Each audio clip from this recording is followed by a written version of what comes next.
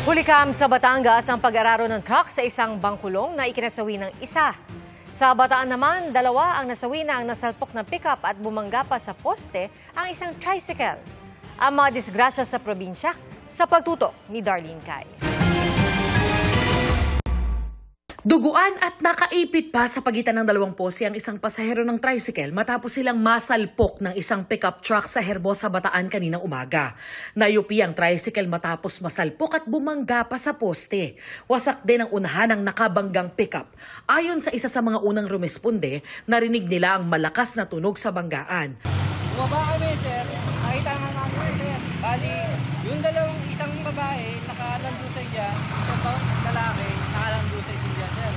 Hindi to, sir. Tumawag na kami ng mga pulis, sir. Nasawi ang dalawang babaeng pasahero ng tricycle. Sugatan at dinala sa ospital ang tricycle driver at isa niyang angkas. Sinisika pa naming makuha ang payag ng mga sugatan, gayon din ang panig ng pickup driver na hawak na ng Hermosa Police.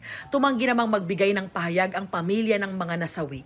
Sa kuha ng CCTV sa National Highway sa Balayan, Batangas noong Huwebes, kitang nagmenor ang isang owner-type jeep. Sumalpok dito ang kasunod na bangkulong o tricycle dahil hindi ito nakapreno.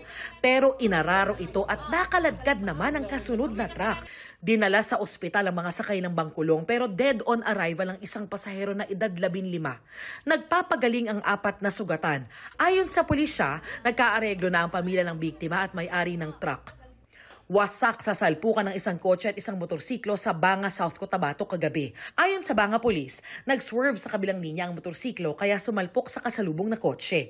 Dead on arrival sa ospital ang tumilapong rider. Tumangging magbigay ng pahayag ang kanyang mga kaanak, gayon din ang driver ng kotse na sugatan at nagpapagaling na. Hawak na ng Banga Police ang dalawang sasakyan. Para sa GMA Integrated News, Darlene Cai, nakatutok 24 oras.